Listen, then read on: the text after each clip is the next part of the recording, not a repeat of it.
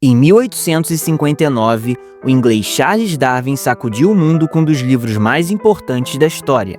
A Origem das Espécies apresentou a teoria da seleção natural, fruto de anos de estudos conduzidos por ele. Essa teoria busca explicar como as espécies se modificam ao longo do tempo, devido a variações hereditárias relacionadas ao ambiente.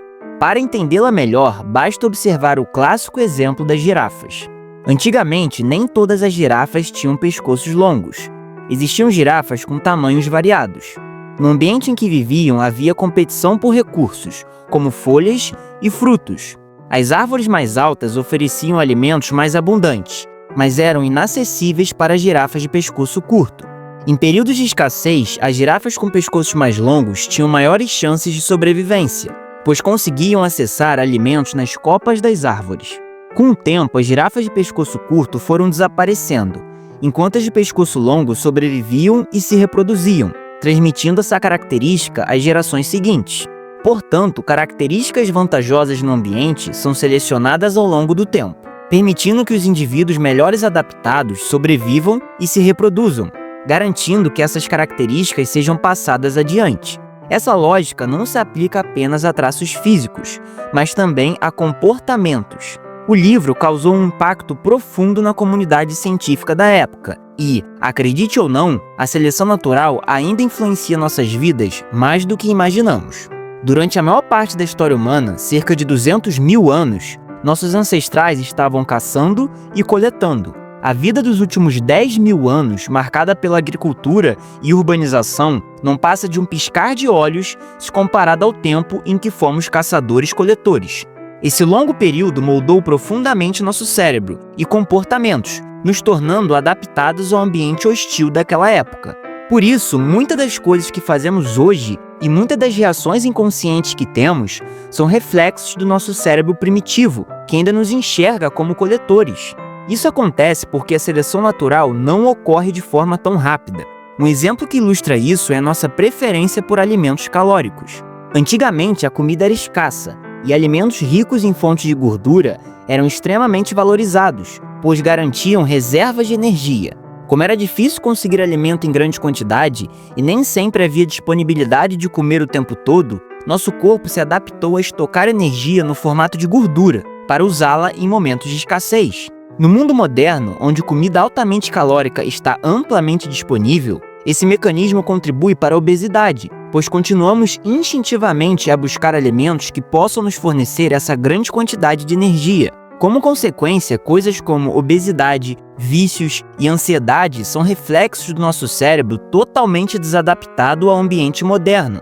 O pior é que as empresas sabem exatamente como explorar essas fragilidades e apelam diretamente aos desejos do nosso cérebro primitivo. Os alimentos processados são apenas um dos exemplos, que também incluem os jogos de azar, o funcionamento das redes sociais, pornografia e muitos outros.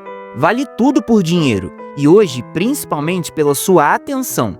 O único jeito de escapar dessa manipulação da indústria é saber exatamente como o nosso cérebro funciona e quais são os comportamentos e mecanismos cerebrais que herdamos dos nossos ancestrais coletores, algo que vamos explorar a partir de agora.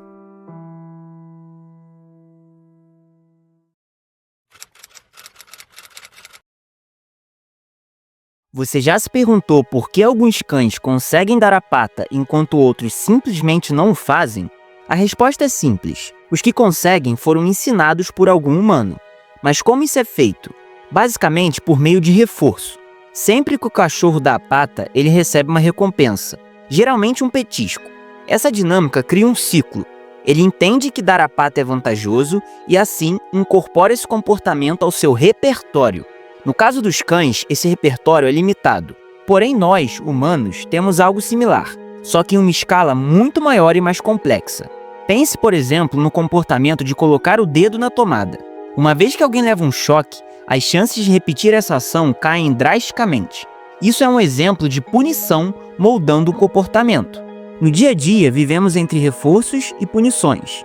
Fazemos mais aquilo que nos traz recompensas e evitamos o que nos causa prejuízos. Esse é o princípio da seleção natural aplicada aos comportamentos. O detalhe é que muitos dos nossos comportamentos foram tão reforçados ao longo da história que é quase impossível abandoná-los.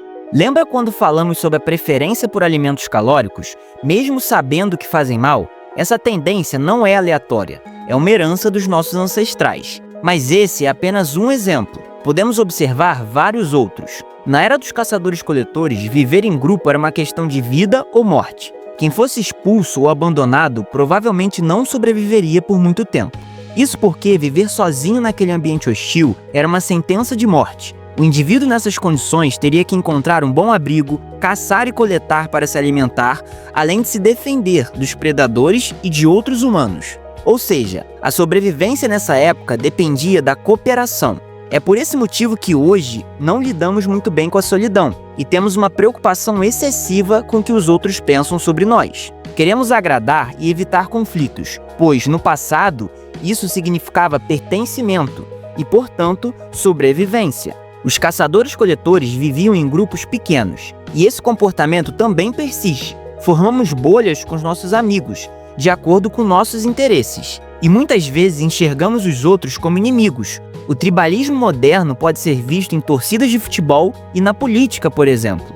Outro reflexo dessa época é o mecanismo de luta ou fuga. Ele era essencial para reagirmos rapidamente a perigos como predadores ou rivais.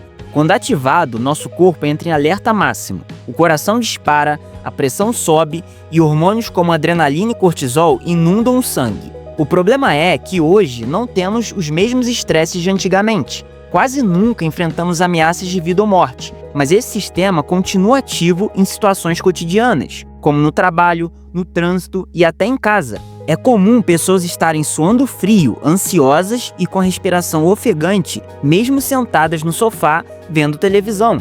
Foi estudando esse fenômeno que o cientista Robert Sapolsky escreveu o livro Por que as zebras não têm úlceras. Parece o início de uma piada, ou uma questão simples de ser respondida. Afinal, as zebras não têm úlceras porque são zebras. Mas essa diferença está relacionada à forma como nós e as zebras lidamos com o estresse. Se um humano e uma zebra machucarem a perna, o homem vai sentir a dor na perna, mas também se preocupar com problemas futuros, pensando em como será o amanhã. Afinal, como ele vai trabalhar ou treinar com essa perna machucada? Esse excesso de preocupação tem suas raízes no passado. Para nossos ancestrais, uma perna machucada podia significar a falta de comida no dia seguinte. Então, desenvolvemos a capacidade de antecipar problemas. Enquanto isso, a zebra segue sua vida, sentindo apenas a dor no momento, sem antecipar as consequências desse acontecimento. É por isso que nós somos a espécie mais poderosa do planeta e uma zebra é apenas uma zebra. Mas podemos afirmar que elas sofrem muito menos que nós. Outro comportamento muito explorado pelas empresas é a nossa busca por recompensas imediatas. Como o futuro era extremamente incerto, tínhamos que aproveitar imediatamente qualquer oportunidade. Se um caçador-coletor encontrasse frutas maduras, por exemplo, seria mais vantajoso comer imediatamente o máximo possível, em vez de guardar para depois, pois os recursos poderiam estragar ou ser consumidos por outros. Esse instinto nos acompanhou até hoje. Por isso, temos a tendência de buscar recompensas momentâneas, com o mínimo de esforço possível. Isso tem relação com a dopamina, o famoso neurotransmissor que nos motiva a buscar recompensas. Tudo o que fazemos por causa da dopamina. Se vamos trabalhar, é em busca da recompensa do salário, que depois se transformará em alimento e sobrevivência. Fazemos isso por causa da dopamina. É ela que dita nossas ações. E é claro que as empresas sabem muito bem como manipular nossa dopamina para fazermos o que elas desejam. No livro Hooked, Nir Eyal fala sobre os mecanismos que as empresas utilizam para transformar as pessoas em usuários habituais de seus produtos. Isso ocorre através de 4 fatores, que vamos explorar a partir de agora.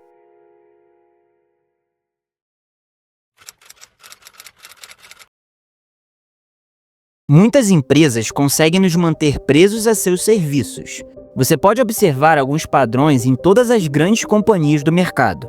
Nir Eyal, no livro Hooked, descreve esse processo em detalhes. A cartilha envolve 4 etapas. 1. O gatilho. Tudo começa com um estímulo que nos leva a agir. Esses gatilhos podem ser internos ou externos. Os gatilhos internos são nossas emoções, normalmente emoções negativas. Depois de um dia estressante de trabalho, por exemplo, qual é a primeira coisa que a maioria das pessoas faz? Pegam o celular e começam a rolar o feed, buscando distrações para fugir do tédio, da solidão e da frustração. Os gatilhos externos são chamadas para ação, como notificações de aplicativos, pop-ups ou botões chamativos. Por que você acha que o iFood manda notificação à noite, e principalmente em dias específicos, como finais de semana e dias de futebol? Justamente porque, nesses dias, as pessoas são mais propensas a tomar uma ação e só precisam desse empurrãozinho. 2. Ação. Depois do gatilho vem a ação propriamente dita, que é a concretização do ato após o gatilho. Nos exemplos citados anteriormente, é você abrir o aplicativo em um momento de emoção negativa ou comprar algo no iFood após uma notificação específica. A ação é a última etapa de muitas empresas, mas as principais do mercado sabem muito bem que o importante não é apenas converter uma vez, mas continuar convertendo. Em outras palavras, transformar o cliente em um usuário habitual. 3. Recompensa variável. Aqui está o segredo do sucesso da maioria das empresas. Todas as grandes empresas possuem em suas equipes neurocientistas, que sabem muito bem como nosso cérebro funciona e como ele é atraído pela imprevisibilidade. Um experimento realizado pelo cientista Wolfram Schultz em 1990 demonstrou isso. Ele treinou alguns macacos para que toda vez que a luz acendesse, eles pressionassem uma alavanca e assim recebessem uma recompensa. Nesse caso, suco de uva, algo que eles adoram. Schultz passou a estudar a atividade dos neurônios dopaminérgicos durante todo esse processo e percebeu algo impressionante. O maior pico de atividade da dopamina estava quando os macacos viam a luz acender, e não quando eles recebiam a recompensa, quebrando totalmente a ideia de que a dopamina está relacionada só com o prazer. Na verdade, a dopamina está relacionada à motivação, à antecipação da recompensa. Porém, o estudo não parou por aí. Schultz percebeu que os picos de dopamina dos macacos foram diminuindo com o tempo, devido à recompensa previsível. Eles sabiam que sempre que a luz acendesse, eles apertassem a alavanca, iriam receber sua recompensa. Então o que Schultz fez foi deixar a recompensa variável. Agora a luz acendia, mas nem sempre o suco era entregue. Os resultados foram impressionantes. A dopamina dos macacos não só voltou ao normal, como subiu, atingindo valores maiores do que antes. A conclusão do estudo é que nós somos muito mais afetados pela possibilidade da recompensa do que por uma recompensa garantida. Essa mesma lógica é aplicada em apostas esportivas e cassinos, onde a possibilidade de ganhar muito dinheiro e mudar de vida cega as pessoas. Nas redes sociais, isso também pode ser visto. A cada scroll, você nunca sabe o que vai aparecer no próximo vídeo, ou que tipo de interação pode ser feita. 4. Investimento. A última etapa é crucial: fazer com que o próprio usuário invista tempo ou esforço no serviço. São ações que ele realiza e que aumentam as chances de ele voltar a utilizar o produto ou serviço. Quando você posta uma foto ou faz uma publicação, vai querer abrir a rede social novamente para ver quantas curtidas e comentários recebeu. Essa gamificação está presente em praticamente todos os serviços. Empresas incentivam o seu retorno oferecendo descontos nas próximas compras, por exemplo. Essas etapas criam um ciclo quase perfeito de dependência, e é exatamente isso que as grandes empresas buscam. Hoje, o objetivo não é apenas vender um produto ou serviço, mas fazer de você um cliente recorrente. A armadilha está montada, mas como podemos sair dela? Como evitar que sejamos manipulados a repetir comportamentos que, muitas vezes, prejudicam nossa saúde e nos prendem em ciclos intermináveis?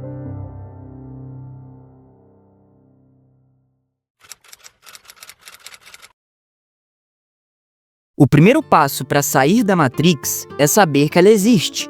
Ao longo deste vídeo, exploramos como e por que nosso cérebro está desajustado com a realidade atual.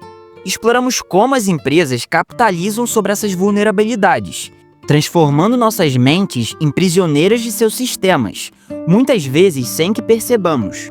Porém, agora você compreende como tudo isso funciona e, de forma consciente, é capaz de resistir aos impulsos que podem levá-lo por caminhos prejudiciais.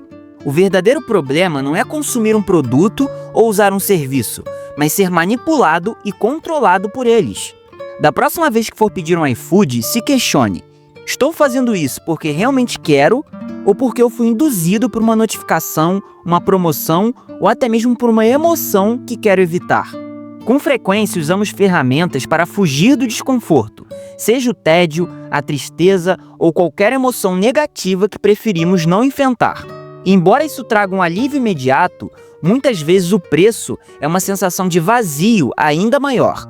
Esses são os chamados mecanismos compensatórios, atitudes que adotamos para aliviar momentaneamente um sofrimento, mas, na maioria das vezes, eles não resolvem a causa do problema. Isso vale para drogas, comida, pornografia, redes sociais ou qualquer coisa que usamos como fuga. Nosso cérebro não quer que fiquemos tristes, e esses mecanismos servem para regular nosso humor. O problema é que depois eles podem causar muito mais prejuízos. Eu fiz um vídeo muito bom sobre como enxergamos a realidade de forma distorcida. Muitas vezes ficamos tristes e frustrados sem um motivo real, apenas pela visão que nosso cérebro nos faz ter da realidade. Enxergamos uma realidade distorcida criada pelo cérebro. Tema muito parecido com o que falamos até aqui. Quem tiver interesse em se aprofundar mais no funcionamento do cérebro, basta clicar agora na sua tela.